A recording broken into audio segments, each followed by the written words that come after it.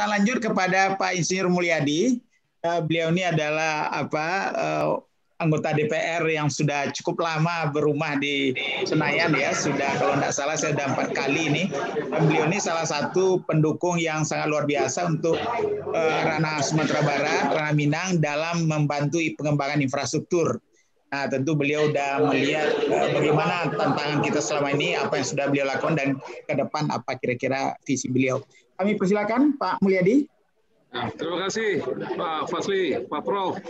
Saya sekarang sedang berada di Limbanang, Kabupaten 50 Kota. Jadi karena acara webinar ini saya sengaja berhenti dulu di warung.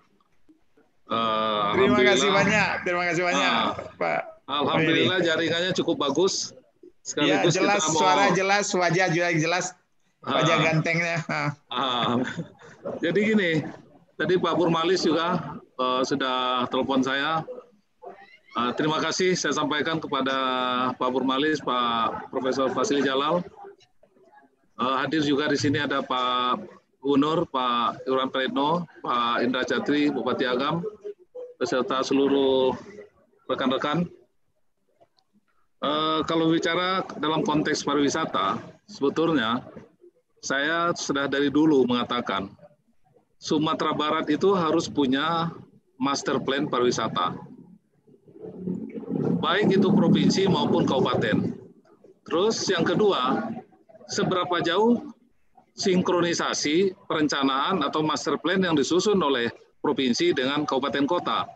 Jangan sampai provinsi punya mimpi sendiri tentang pariwisata Sumatera Barat, kemudian kabupaten kota punya mimpi sendiri. Alhamdulillah kalau mimpinya sama. Tapi kalau mimpinya berbeda, nah ini yang akhirnya menjadi kontraproduktif. Mungkin kalau Pak Irwan Prayitno masih hadir, beliau pertama kali beliau terpilih, kalau beliau masih ingat kita di kantornya Bang Fahmi Idris, ada Pak Fasli juga ya, kalau nggak salah. Ada tokoh-tokoh, saya orang yang paling pertama meminta dibuatnya master plan pariwisata Sumatera Barat. Karena saya melihat, mohon maaf, mungkin sebelumnya ada, saya nggak tahu itu apa master plan atau rencana induk atau apapun namanya. Apakah master plan tersebut sudah kompatibel dengan kepentingan investor, sudah kompatibel dengan kepentingan investasi? Kalau sudah, kenapa investor tidak mau masuk ke Sumatera Barat? Apa persoalannya? Apakah dari aspek perencanaan, atau dari aspek regulasi, atau dari aspek kultur dan budaya yang ada di Sumatera Barat? Maka dari itu selalu saya katakan, sebetulnya potensi pariwisata Sumatera Barat ini selalu saya katakan di sebuah tulisan saya di harian Singalang kalau nggak salah, adalah ibarat sebuah raksasa tidur.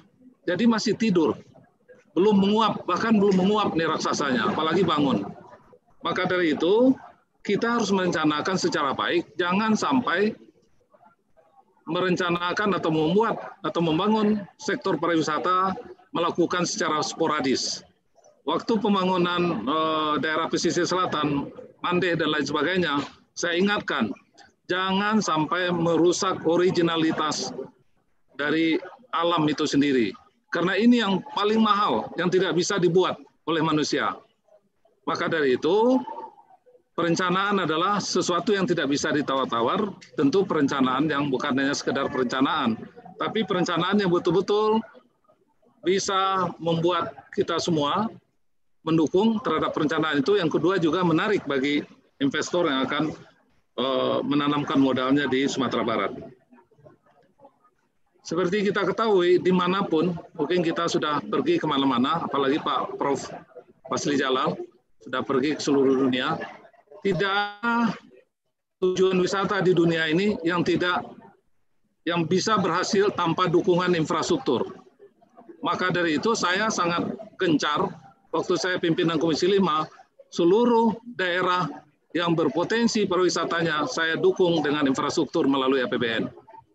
Bisa ditanyakan ke Pak Bupati Puncak Lawang.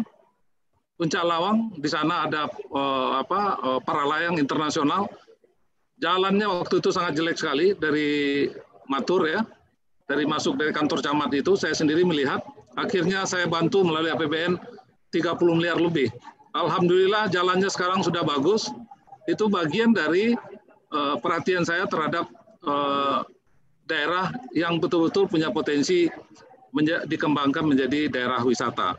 Jadi maka dari itu kita harus memastikan sarana prasarana untuk tujuan wisata itu betul-betul memadai. Yang saya ingin tahu dan ingin ketahui, sudah seberapa banyak dukungan dari APBD provinsi maupun kabupaten kota terkait untuk mendukung atau memajukan pariwisata, khususnya daerah wisata yang benar-benar kita anggap berpotensi. Dan daerah mana yang sudah pernah dilakukan semacam pilot project oleh baik provinsi maupun kabupaten kota. Saya tidak melihat yang menonjol. Inilah salah satu kehilang. Masih jelas. Maaf, masih jelas. Maaf. Ya, ini di sini agak terganggu sedikit, maaf. Maaf. Masih jelas, Pak Mulyadi? Masih jelas ya. Ya. Maka dari itu saya selalu mengatakan, mari kita sepakati prioritas tujuan wisata yang akan kita jual kepada pihak luar, baik domestik maupun luar negeri, itu mana di Sumatera Barat ini. Kalau ada 20, tidak mungkin kita kembangkan, kita selesaikan dalam waktu yang singkat 20 tempat itu. Harus ada kesepakatan antara gubernur, bupati, wali kota, sehingga dukungan pemerintah provinsi, kabupaten maupun pusat betul-betul kita arahkan terhadap beberapa potensi yang memang betul-betul bisa menjual. Seperti yang dilakukan oleh pemerintah pusat. Mereka mensepakati, dan kebetulan Sumatera Barat tidak dapat, adalah Danau Toba, Mandalika, kalau nggak salah juga ada Jogja ya, ada beberapa, 3 atau 4, dikucurkanlah dana sekian triliun. Pola berpikir ini menurut saya bisa secara kita tiru, kita sepakati, karena tidak mungkin seluruh potensi wisata itu harus kita selesaikan dalam waktu yang pendek. Kemudian yang kedua adalah persoalan kita, kalau kita belajar dari Bali dan Lombok. Kenapa Bali berhasil dan kenapa Lombok tidak berhasil? Ini salah satunya adalah ketidaksiapan dari masyarakat sekitarnya. Maka dari itu, edukasi kepada masyarakat agar mereka sadar wisata, agar mereka betul-betul friendly terhadap wisatawan, ini adalah salah satu kewajiban yang harus dilakukan oleh pemerintah. Jangan sampai kita membuat suatu tempat tujuan pariwisata, tapi masyarakat yang datang atau wisatawan yang datang, mereka merasa tidak nyaman, bahkan merasa tidak aman untuk datang ke tempat tersebut. Maka dari itu, tidak akan pernah berkembang tempat wisatawan tersebut. Itulah salah satu kendala yang dihadapi oleh Lombok. Kenapa sulit sekali perkembangan di Lombok, sementara mereka sangat dekat dengan Bali, karena persoalan kultur, yang kedua persoalan memang kesadaran masyarakatnya masih belum seperti di Bali. Kalau memang di Sumatera Barat ini memang tetap harus kita kembangkan adalah pariwisata yang tetap berbasis kearifan lokal. Maka dari itu harus dibuat strategi yang khusus di Sumatera Barat. Di Sumatera Barat ini selain keindahan alam, ada kulinernya, ada seni budayanya. Ini sangat menarik sebetulnya. Mempunyai kekuatan tersendiri untuk dijual kepada wisatawan. Bahkan di dalam salah satu program saya akan membuat namanya Minang Festival. Di sana kita akan memperkenalkan kuliner seni budaya Sumatera Barat atau Minangkabau itu. Sekaligus sebelum itu, kita melakukan pengembangan UMKM yang berbasis potensi lokal yang terkait dengan hal-hal yang akan kita jual kepada wisatawan yang datang ke Sumatera Barat. Kenapa demikian? UMKM adalah salah satu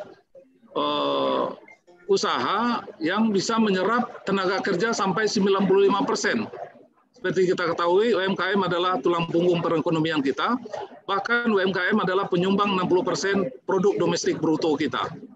Jadi dengan demikian, UMKM yang terkait dengan keunggulan atau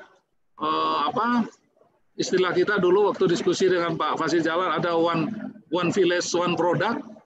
Banyak sekali kehebatan atau produk-produk unggulan di suatu daerah-daerah yang saat ini sudah mulai sudah tidak terdengar. Mungkin tidak ada support dari pemerintah atau memang tidak ada pelatihan yang kita berikan kepada mereka, dan juga mungkin tidak ada kemitraan antara pengusaha besar dengan pengusaha UMKM ini adalah bagian strategi yang juga terkait dengan berbagai hal termasuk pariwisata. Tadi dikatakan bahwa dalam suasana COVID ini memang kita tidak bisa berbuat terlalu banyak memang. Pariwisata sekarang sedang hancur. Sekarang nyaris teman-teman yang bergerak di bidang perhotelan dan lain sebagainya mendapat kesulitan.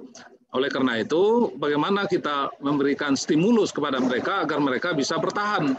Ini kan persoalan tersendiri dalam situasi COVID-19 ini.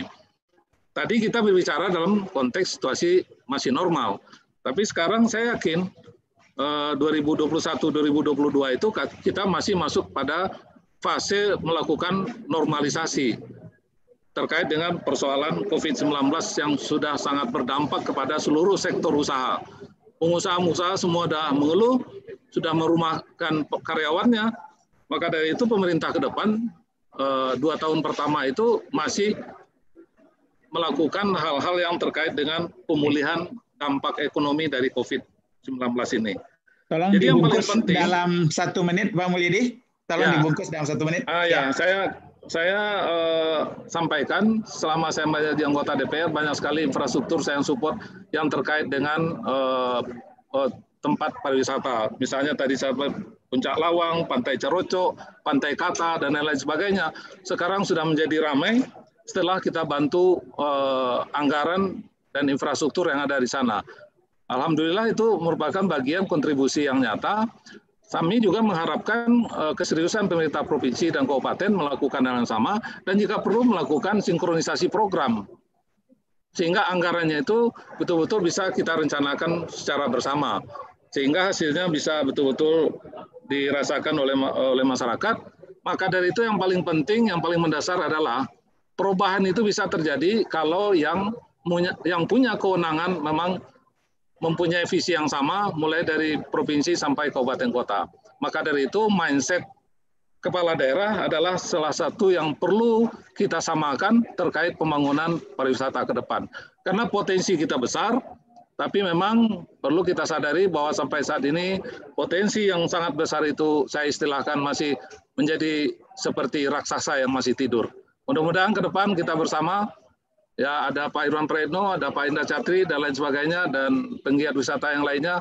Mudah-mudahan kita bisa mendiskusikan lebih dalam lagi, sehingga kita yakin bahwa Sumatera Barat yang punya potensi yang sangat luar biasa ini, bisa potensi wisata ini bisa menjadi salah satu sektor pertumbuhan ekonomi kita ke depan, dan mudah-mudahan mendapat dukungan dari seluruh stakeholder, termasuk juga masyarakat. Saya rasa itu yang bisa saya sampaikan. Terima kasih. Wassalamualaikum warahmatullahi wabarakatuh. Waalaikumsalam warahmatullahi wabarakatuh. Terima kasih banyak Pak Mulyadi. Selamat bertugas ya menjelajahi Sumatera Barat. Tetap sehat dan sukses.